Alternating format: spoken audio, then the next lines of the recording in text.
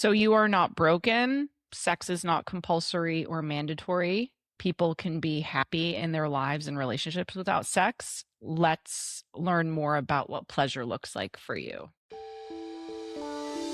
Welcome to Come Talk with Amy, the podcast where sex isn't whispered about, it's talked about out loud. I'm Amy, your host and intimacy coach, here to spark raw, playful, and unfiltered conversations about relationships, desire, and everything in between. No shame, no scripts, just real talk about what really turns us on. Let's dive in. Hi, everyone. Welcome to Come Talk with Amy. Yes, we have the famous, the fabulous Jamie Azar in the house. Hello, Jamie. Hello, Amy. Thank you so much for having me. I'm excited to be here. Thanks for the warm introduction. Yes. Jamie, you and I are like true internet buds. Like we became connected. I don't even know how.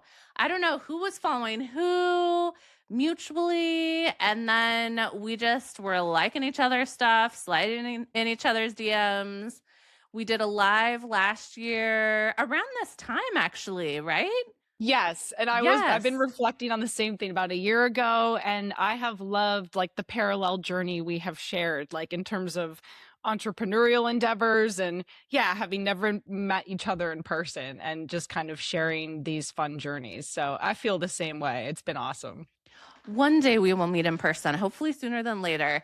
And you guys, Jamie is a sex, relationship, and intimacy coach. She's an educator. She's the founder of Erotic Expressions. And she also, you guys, if you have not checked this out, you will after this episode. She hosts Real Talk with the Sexperts, which is a live Q&A panel. It delves into sex, love, relationships, and modern relationships. I have been on as a guest, which was amazing and loved it. So we'll definitely put that information in the show notes because it's just like so great. And if you guys have questions, I mean, you're on this pod, you're listening in, like come with your questions. You guys do different themes like every month. Yep, different topics, rotating panelists. So we always have new perspectives, no panels ever the same. Yeah, and for listeners who are listening in, give us some topics that you've covered on Real Talks with the Sexperts. Yeah, so non-monogamy has been a popular one. We had one for Pride Month all about queering pleasure and how queer identity can be an act of resistance. We've had some about like sex, love, and desire that are just general Q&As. We have one coming up this month, Tuesday, March 17th, and it's a truth and myth busting edition, which will be fun. So we love to debunk myths and misconceptions as it relates to sex and destigmatize and dismantle and create honest conversations around sex, relationships, intimacy, and modern dating. So yeah, it's a blast. We love it. Yeah, and the people you bring together are just such a great groups of sexperts. And speaking of full circle too, I feel like the live that we did last year was on busting sex myths. It was. I love like myth busting. Yes. I love that topic. So it's funny to be back here and being able to talk about a new topic and reflect on like the evolution for me personally and as a sex coach since then. So it's just a really neat journey and I'm glad to be here. It is amazing. So, Jamie, before we dive in to today's topic, which I'm so fucking excited about, what is getting you hot and bothered lately? I just have to know. Yeah, so when I was thinking about this question, I'm like, man, I don't have something that's more like X-rated here. It's pretty vanilla, but we're getting some warm, sunny weather here in South Carolina, and I'm feeling enlivened again. The seasonal depression's wearing off.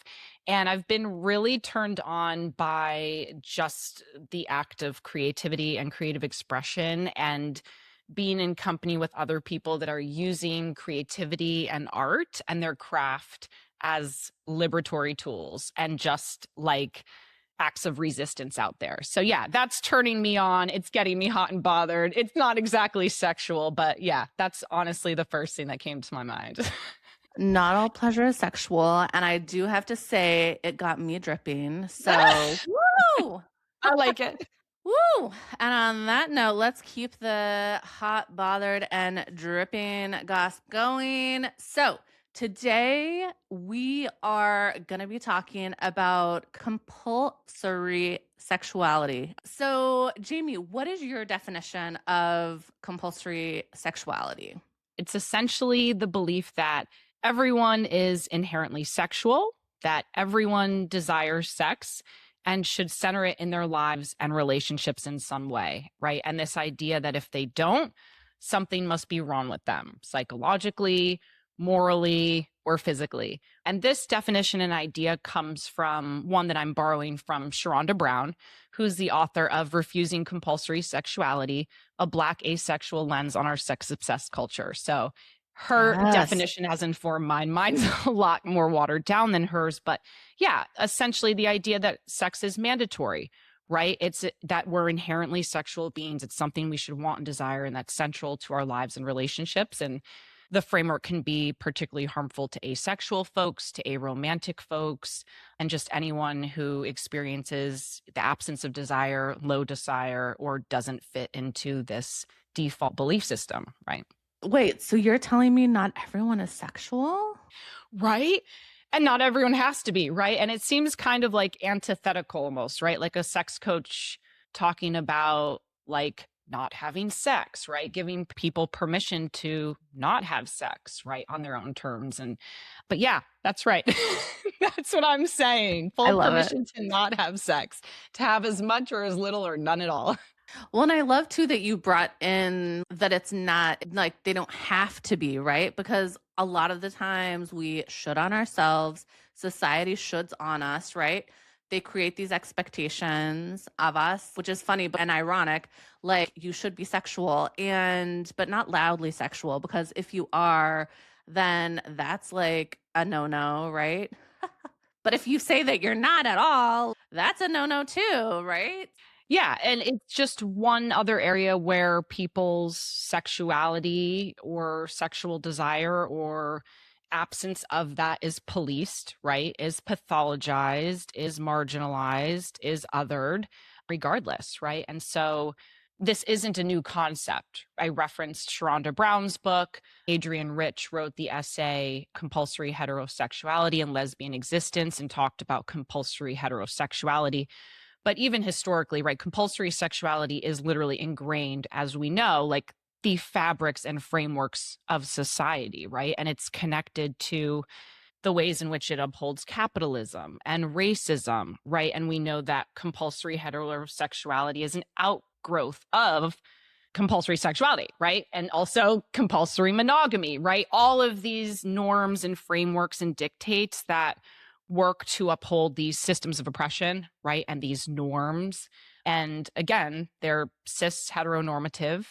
And if anyone falls outside of those, we're abnormal, we're broken, we're othered and stigmatized. So, and regardless of whether we're asexual or not, right? Compulsory sexuality can impact people across all sexual orientation. Yes, absolutely. Ding, ding, ding. So, why do you feel like this topic still flies under the radar compared to like other topics on sexuality? Let's face it, it's maybe not the most fun topic. When it comes to sex, people like to talk about like dirty talk and, exploration, like all that stuff is really great, right? And thinking more about the theoretical frameworks and norms of society that really infringe upon our expression and ways of being, right? That involves critical thinking. And it can also be very destabilizing for folks, right? When we start questioning the defaults, right, that we've just been living by, right? Maybe subconsciously or unintentionally. And so it can be destabilizing. It leads to deconstruction, which can be difficult for folks. And we know that also empire, right, and systems of oppression don't like critical thinkers, and that leads to dissent. So again, these systems of oppression rely on people adhering to them and upholding them. So not only leads to kind of the crumbling of those systems and structures, it can also be destabilizing for people and also an act of resistance, right? And our identities become political. Yes. Damn, you took us there. So when the conversation involves Jamie, it is like a sexy mix of depth, humor, knowledge. We get it all when Jamie is on the mic. So I love it. So, what are some subtle ways that society communicates that everyone is supposed to want sex? Like, how is this showing up in society? Yeah, when I think about this, I'm like, well, I'm not sure it is so subtle. Like society's pretty dang explicit about our upholding of compulsory sexuality and heterosexuality and monogamy. And we know our culture and media is obsessed with sex, like you were saying, yet ironically, we don't know how to talk about it. We see the number of stories on TV and advertising, books, even the tone around it. Like, I don't know if you had read that article in The Atlantic about the sex recession. And like, there's this doom and gloom tone, like, oh my God, like a sex recession. People are having like less and less sex. And it's like, oh my God, people are in panic about it. It's like, okay, wait a minute, it's okay. Right. And this is so socially and culturally relevant. And let's get curious around some of these patterns and, or like, who cares? Right. At this, on some of these things Yes. too. Like, great for those folks, right, who are making their choices and who are happy with their choices. So I think, yeah, the tone, I've even been, I'll admit, being caught as a sex educator. I think you said kind of flying under the radar. Like, I have to examine my own biases. Like, I've had to do that work and I'm continuing to do that work as a sex coach and educator of like, hey, in what ways is my work or my practice enforcing, like implicitly or subconsciously, compulsory sexuality, right? I've been checked myself on things like, these tone of for couples, right? Or, you're in the roommate phase and kind of like villainizing that. And firstly, like that conversation is more nuanced, for example, right? For some people, being roommates is totally great. And sex and romance don't need to be central to that relationship. On the other hand, for people living a parallel existence with partners can cause distress when they're wanting more connection and wanting more sex and romance and intimacy, right? So, again, everything's so nuanced and complex when it comes to sex. And so, checking in with our biases as practitioners and being mindful of the ways in which we're creating space and asking ourselves, who are we leaving out of the conversation, right? Whose voices and perspectives are being left out? And a lot of the times, asexual folks, aromantic folks, right? The spectrum of relationships that people are choosing outside of monogamy and cis heteronormativity are vast, right? And we just don't have Yes. the visibility and representation and education around it. And we need more of it. But nuance, who wants to deal with nuance? No. I'm just kidding. That sticky stuff. Maybe not the good sticky stuff for some people. Yes. Thank you for that clarification. There's the good sticky stuff and the not so good sticky stuff. But it is important, like it's all important. And no, like it's not black and white, right? It's so much gray and not just gray, like the rainbow, right? It is a spectrum. How would you say that we can make more space and check our biases in order to be more inclusive for, not defaulting to compulsory sexuality when we are talking about sex? Yeah, I think the first point of change for me is generally education. Like, we need access to new data and new systems of thinking, new perspectives. And once we have access to the education, then we can decide how to integrate it, apply it, right? And then examine those biases that show up, right? And so, yeah, the education and then the self reflection, right? Taking the time to think about, okay, well, where do I fit into this? And it does take humility, right? To kind of check yourself and say, oh, okay, yes, like I'm kind of calling myself in here, right? And I'm going to shift this. And it can become, again, we don't need to shame ourselves for our mistakes along the way. We all are actively learning, right? But absolutely, the education, centering, diverse perspectives, following an aromantic educators, reading books like Rejecting Compulsory Sexuality by Sharonda Brown, or Refusing It, excuse me. Yeah, like seeking out that information and intentionally being willing to shift perspectives and ways of thinking in ways of becoming more expansive and inclusive and understanding of other people along the way as well. Yes, I love that. You talked about curiosity, which I think is so huge. instead of like, okay, so people aren't having as much sex. Why? Like, why are they choosing not to, right? Instead of assuming that there's something wrong. Maybe it's like an empowered choice that they're making, right? And giving voice and rise to that. I love it. I love it. How do you feel like you've specifically navigated that with clients or supported, clients that you do work with? I always make space for clients to decide whether or not they want sex to be a part of their relationship, a part of our work together, a part of the equation in general. And a lot of the work I do centers around non sexual pleasure. And again, kind of reframing the way we think about sex and decentering even desire and orgasm and penetration, which I know we hear all the time, but really centering pleasure and what feels good.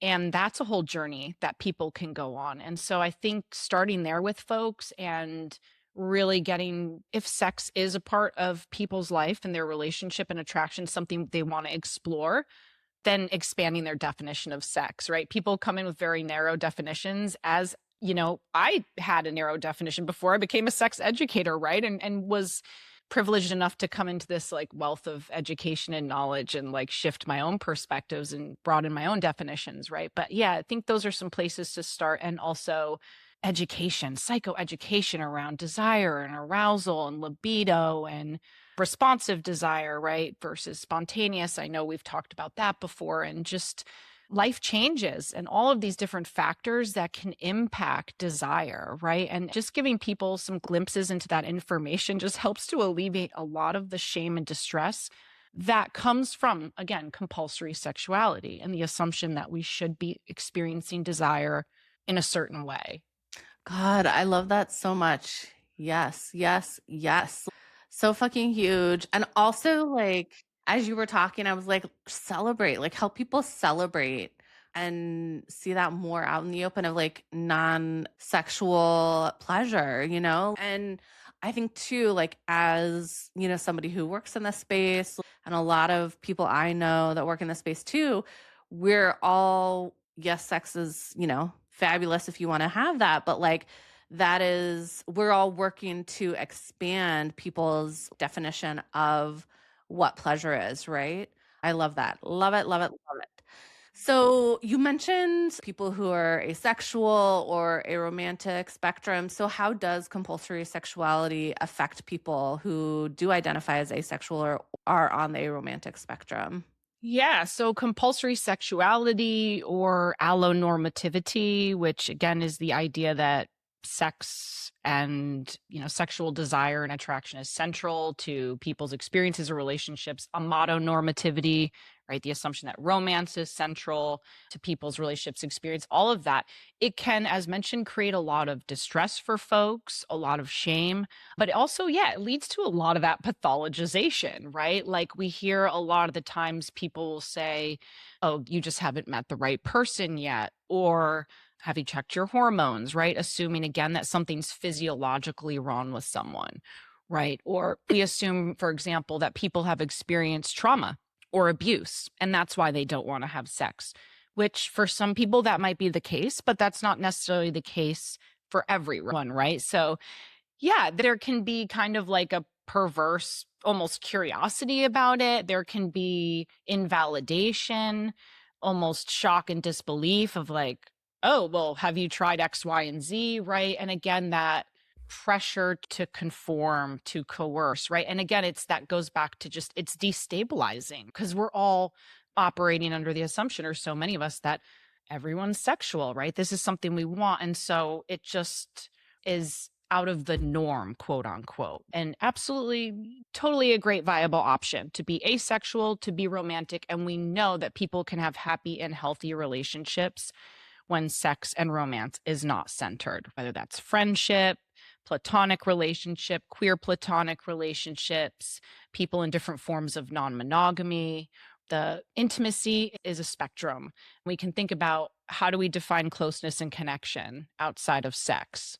Yes, I love that. I know I often say that the loves of my life are not the people I'm having sex with. Like it's my best friends, it's, close family, it's myself, right? And the relationship that I garnish with myself as well. So yeah, I love that. I love it. I love it. I love it. Okay, so we're in kind of this like sexual liberating movement, right? Do you feel like that could be bring pressure, or what is the difference between, if there is a difference between sexual liberation and sexual obligation, and how does that fit in to this context? Yes, there's a difference. And sexual obligation is rooted in duty, in possibly coercion or force. And sexual liberation is rooted in consent and agency, choice, and autonomy. And it feels like freedom and pleasure, not a chore. Right. So, absolutely, there is a really distinct difference. And I think consent and the lines of consent can get blurred when sex does become start feeling like a duty and a chore, which is a common reality for assigned females at birth, AFAB folks who are in cisgendered heteronormative relationships, for example, right? But absolutely. And I think even sexual liberation and sexual empowerment can lean into this realm of almost like toxic positivity, right? And I think I've even Right. been under the impression before, right? Like sexual empowerment liberation means that I'm having sex all the time and I will say yes to anything. And that's not necessarily the case. And I think even I went through a period of adjustment with my own identity, like as a sex coach, of being like, these ideals of, well, a sex coach must be this, right? And I get those assumptions from others who I talk about, right? Well, you must be XYZ crazy, blah, blah, it's like, hold on a second, right? So, right, it even shows up in ourselves. But yeah, like liberation and empowerment to me and sex positivity is again having as much as little or no sex at all and being happy with your choices. It's the agency, it's the autonomy we find, it's owning our consent, it's choice. Are we doing it for ourselves? If the answer is yes, then I think that qualifies as liberating or empowering. Damn, I love that. Is it choice? Ah, how can this look like in partnership, especially if one partner's has a stronger desire than the other? Just take us on that journey. Yeah, I'm sure you find this with your clients as well. For most folks, it's more common to have mismatched desires than not. So, totally common. Like the majority of couples I work with have quote unquote desire discrepancies or mismatched desires. And I just say it's something to work with, right? And the more we can learn about responsive desire and creating the right context and conditions that create motivation and interest in the activity, like sex is not a drive, an instinctual drive. We don't need it. Like we're not going to die without it, right?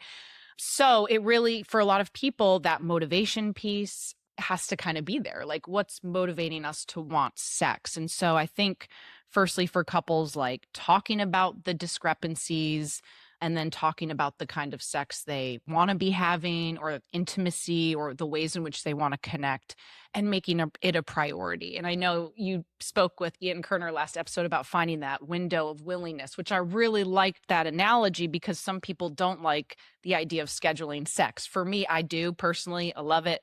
I encourage my clients to schedule intimacy or plan it and prioritize it because let's face it, like for a lot of us that are busy, like it doesn't happen unless we make it happen. So absolutely, I would firstly say, hey, this is totally common. It doesn't mean it's the end of your sex life, and let's learn how our desire works. Let's center pleasure, and again, let's take some action steps to make it happen because the execution, right? We can have the intention. I find a lot of clients do. They're like, we want to do it. It's, we have this plan and then XYZ happens, right? And that's okay. But it's just like, hey, are we going to commit to, again, closeness and connection in some way? And it doesn't have to be sex. We can find an alternative, some other way into that form of bonding. But it's important to prioritize, right? Or else it's probably not going to happen. I'm huge into scheduling sex, like, yeah, the willingness window. And it's like, that's not obligatory, right? Even if you schedule it, either party can say no, right? So that's a different, I think that's where like people are like, oh, you shouldn't feel obligated. Or I have ADHD and I've heard people say that like, oh, it's not good for people who have ADHD. I feel like it's great, but I'm also I'm also a single mom and so different things, but for me it's like great, it's on the calendar and I can start working with foreplay and building up that anticipation. I think again it goes down to that nuances that we're all so different. So, because you're talking about like centering pleasure and non-sexual acts, like for people who are like, what does it even look like to like not be sexual, but still experience pleasure or have this type of relationship that decenters sexuality and sex? What would that look like? How does bonding in that type of relationship or partnership look like? Yeah, absolutely. And again, it'll be different for everyone. I think dependent on their definition of sex, like my definition might be different. And so what I say is non-sexual might actually be sexual for someone else. Generally, forms of connection might be in for a lot of people. Shared quality time is huge for people, right? Just having time to talk and connect, spend some time together. Shared adventures, another one, like doing something new together outside of the bedroom, going somewhere new, having a new experience, incorporating that aspect of novelty.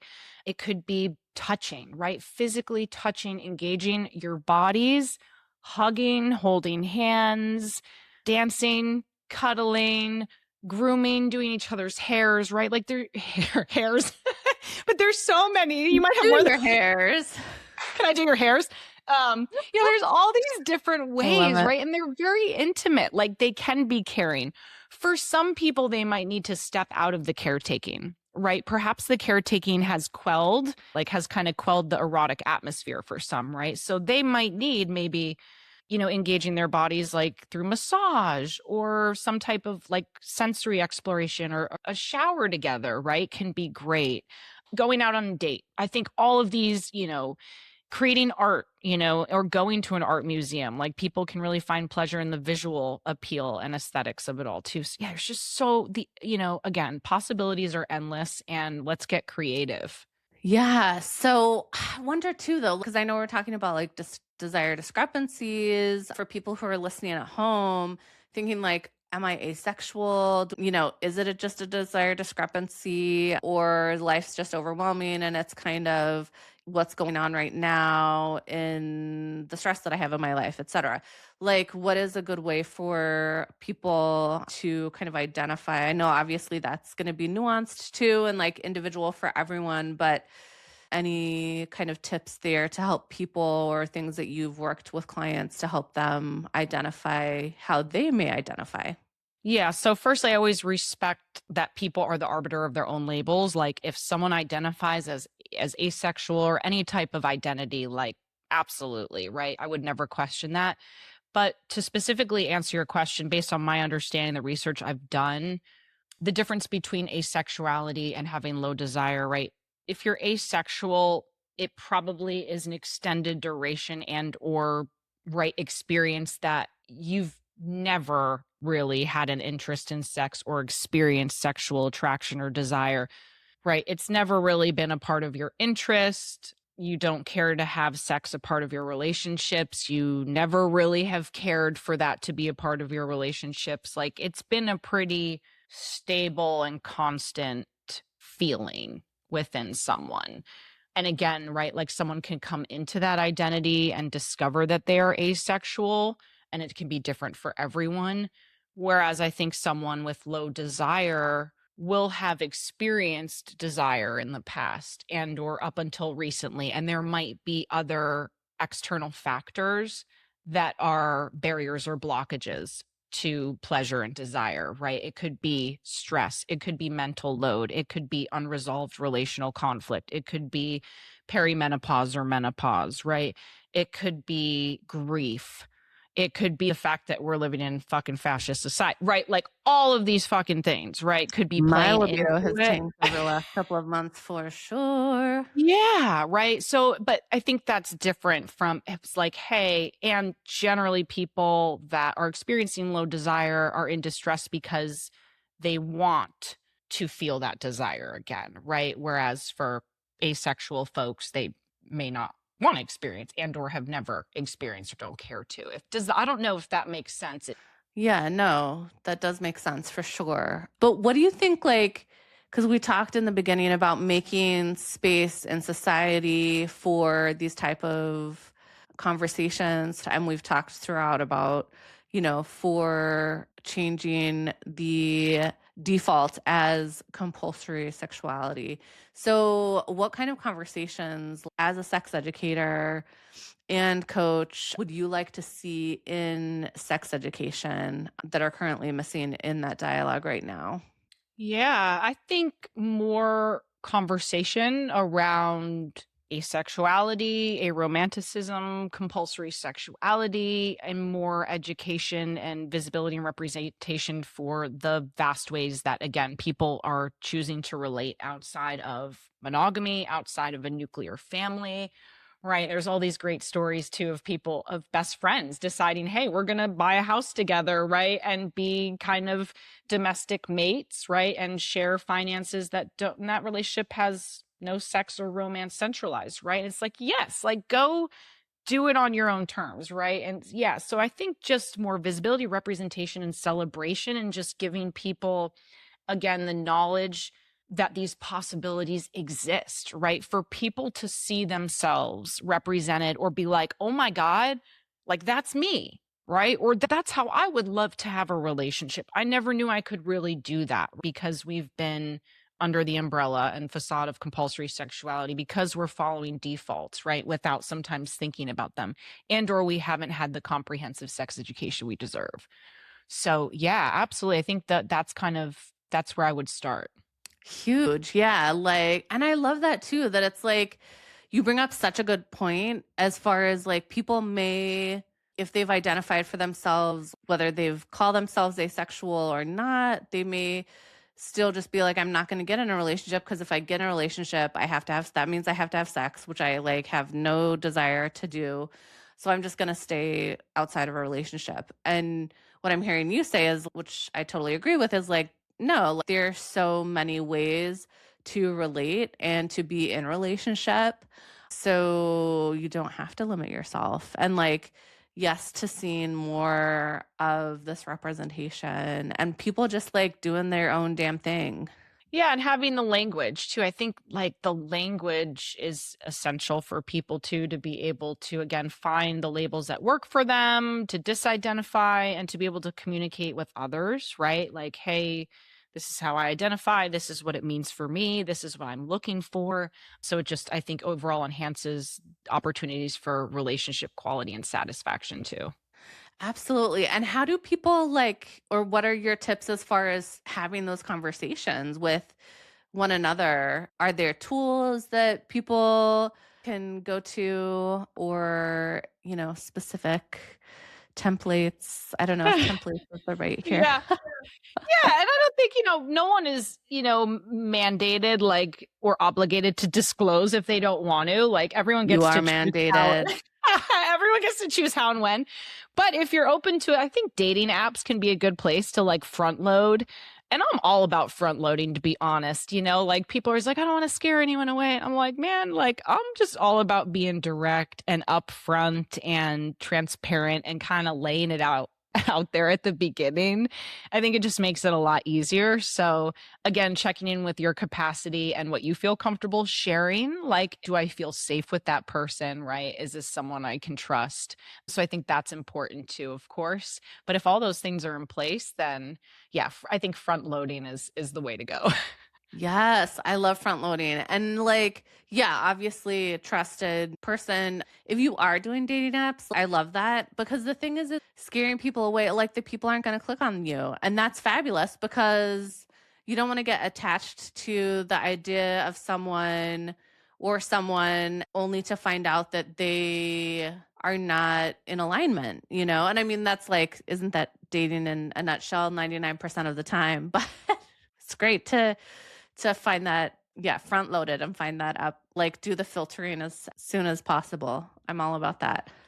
Okay, so we have chatted so many things. I'm like in love with this concept. Hello, fucking world. Bring on more expansion, more ways to love, more ways to relate. Jamie, before we come to completion, is there anything else that you would like to talk about concerning compulsory relationships? I think just, hey, I'm here to just be another voice to give you permission to have as much or as little or no sex at all. And I just hope that this conversation, though I think heavy in ways, right, and could even be uncomfortable for some people, I only hope that people who are listening can take something away and perhaps, think a little bit more about the way compulsory sexuality may show up in their lives or in their beliefs or in their relationships, and use some of the tools we've provided today to think critically about that and find a way into reclaiming their identity, their expression, and the way they decide to relate with others completely on their own terms, outside of any damn expectations. Yes, mic drop. Also, like, don't yuck somebody's yum. Like, if anything, this conversation, maybe you're all about the sex. And if a friend comes to you and is doing their own thing, celebrate that. Bring that curiosity, like, oh, tell me more. It doesn't have to be for you. Just because somebody is doing something that is not what you learned about in, Bible school, or it doesn't have to be purity, but just, or on the TV, or in all of these different, at home, right? You can, reclaim that for yourself, reclaim that, help your friends, support them in the different ways that they want to show up in relationships. Yes. 100%. 100 fucking percent. All right. Jamie, are you ready to come to completion? I'm ready. I was getting a little, I think prematurely excited there for a couple of minutes, but yes. Yes, we love it. We love to come to completion. Not unusual for me. I'm very excitable. Ooh, we love it. All right, Jamie, one word that comes to mind when you hear the phrase compulsory sexuality. Pressure. And we don't like pressure. Nope. Number 2, biggest myth about people who don't prioritize sex. That there's something wrong with them or broken, that they need to be fixed. No one's broken here. You do you, right? Yes. Right. A phrase about sex or relationships you wish we would retire forever and ever. I'm retiring it for my work personally. Feeling more like roommates than lovers. I love that. Yeah. I'm not going to use that. Some people might want to just be the roommates, For me, if I ever get in a relationship again that is romantic, I want the person to live nowhere near me, nowhere in my house. I want the sex, but not the roommate-ship. Yeah, totally get it. 100%. It's all, take what we want. Love it. Know ourselves. That's what's important. Leave what you know. Take what you want. Yes. Leave what you don't. Exactly. Okay. True or false? A healthy relationship must include sex. False. Fucking false. Fucking false. I think we've had a whole episode on exactly why. Yeah. Come on. We're saying true to that after our conversation. Y'all didn't listen. You're sleeping during class. I'm a former teacher. I'm not putting up with that shit. That was a trick question for you, Jamie, to see if you said true after giving us a whole spiel on why it's not true. No, just kidding. All right. What's something people assume about someone who says they're not interested in sex right now? That they're coming from a traumatic or abusive past or relationship, or that something happened to them during sex that makes them not want it. Yeah, absolutely. Somebody could be coming from a traumatic past, but don't make that assumption. Bring curiosity, right? And don't just assume that something's wrong with that person or broken. Maybe something's wrong with you. No, I'm such a bitch. And yeah, we know there's something wrong with society. There might be something wrong with that person too. We don't know. This hypothetical person's pissing us off, right? Right. We're mad at them. Okay, too funny.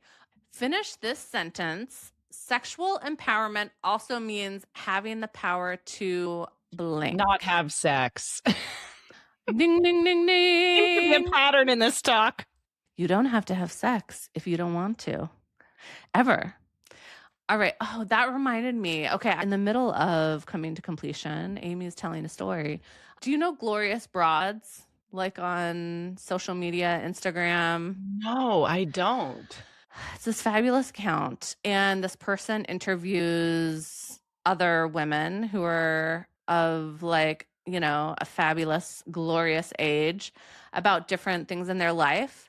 And this one lady who's, I don't know her actual age, but it was posted this week. And she has to be like, you know, I would say probably late 70s, early 80s.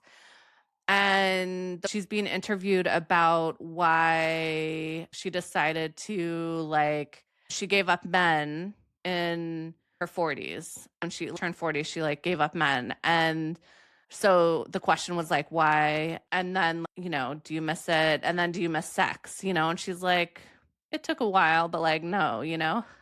I absolutely love what you shared. Again, like stories like that and these little this representation again of like someone that's that isn't probably, I don't know, had a partner that passed away, right? Or you said they were divorced, right? Ever, but is like happy living their single life, right? And again, like people can be single at heart, like, and it's so stigmatized and villainized, like, oh my gosh, like let's celebrate those people that can find true happiness, that feel single at heart and live those lives in any season, right? And feel that freedom and liberation and not need, again, what society tells us we need, which for women is a man and a nuclear family a lot of the time. Exactly. And I don't even remember it specifying why she gave up men.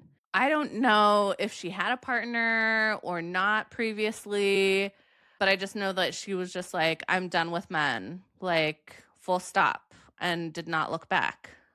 Good for her. We don't have to question it. We'll celebrate it. Exactly. That too can be you if you so desire. Okay, back to coming to completion. What's one subtle way society pressures people to be sexual or not so subtle? It's everywhere, isn't it? My God, turn on the reality TV. We've got all these different shows, the media, the music, like our wifey and hubby shirts and baby showers and nuclear, the American dream wrapped up in the nuclear family. I mean, it is everywhere. Again, it's everywhere. And that's when the celebrations that come with presents that are not your birthday, weddings, baby showers, right? And again, like for me, I think all of that can be beautiful. And I also am just like capitalism. All of the above. Again, it all supports it. Yeah. So not so subtle. Society, not subtle at all. And be a little bit louder about the fact that we can celebrate all of these different relationship structures. Okay. Something social media gets wrong about desire. That it's spontaneous and constant. Boom. Okay. A green flag that someone respects sexual autonomy. They can manage a no, manage and respect a no. Yes. Managing and respecting a no is so fucking hot. Yes, fucking please. Okay, fill in the blank. You don't owe anyone blank when it comes to sex. An orgasm? You don't owe anyone an orgasm. Yes. Yes, decentering the orgasm. That's a topic for another pod, but yes, like another episode. I love that. Yeah, pleasure is so expansive. One question people should ask themselves before having sex.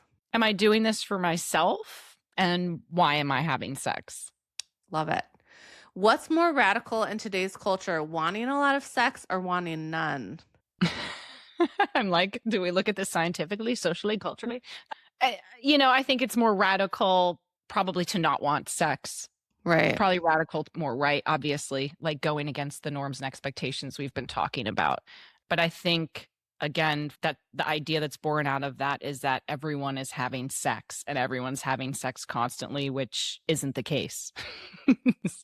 So it actually might be more radical to be having sex all the time. You know what I mean? That's true. I know. And I think it also, like, if we look at like cisgendered male versus female, the response differences in that are different as well, right? It's okay for women not to want sex, but not a man. A man not wanting sex, like, what? Interesting. Yeah. Okay. A message you'd give someone who feels broken for not wanting sex. So you are not broken. Sex is not compulsory or mandatory. People can be happy in their lives and relationships without sex. Let's learn more about what pleasure looks like for you. Yes, that's so fucking fabulous. All right, last question. Finish this sentence. The most freeing thing people can remember about sexuality is blank. It's yours to define. And fuck everybody else. Yes. Everyone knows I like to throw up some middle fingers every once in a while, if you know me well. I love that. Do you know I have this middle finger tattoo? I love that. It's my magic wand so that I can flip people off and make a wish at the same time. Oh my God, I love it. I need one of those. I'd be flicking people off even more. I know. My tattoo artist is from Italy, actually. She comes into New York.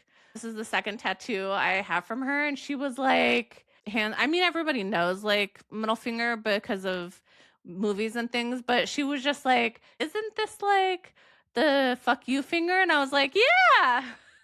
And then she was and like, I'm making a wish while I do it. I was like, totally intentional, totally intentional. I love it. Oh my God. This has been amazing. Jamie, it's always so good to like chat with you. I feel like I might just move down south so I can be around you all the time. Come on down anytime. You're welcome to visit. And thank you so much for having me on your podcast. And I really enjoyed the conversation and enjoyed the learning alongside you and the laughs that we shared too. Yes, absolutely. Before we say goodbye, Jamie, where can people at home find you and your fabulous work? Thank you so much. Yeah, I would love it for you all to follow me on Instagram at eroticexpressionsedu. In addition to that, I encourage you and invite you to follow our new page at Real Talk Sexperts. And yeah, it's been a pleasure being here, Amy. So just thank you so much. Amazing. Thank you. Thank you, Jamie, for being here.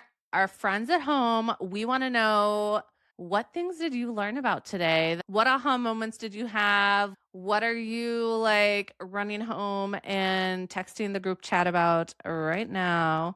Put it in the comments, slide into our DMs, and remember to masturbate, lubricate, and get it. Thank you for coming. As always, please come again, and come again.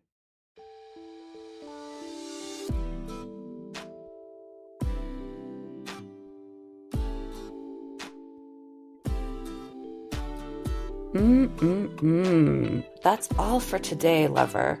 Remember to masturbate, lubricate, and get it. If you liked this episode, share with a friend, like, subscribe, and as always, thank you for coming. Please come again, and come again.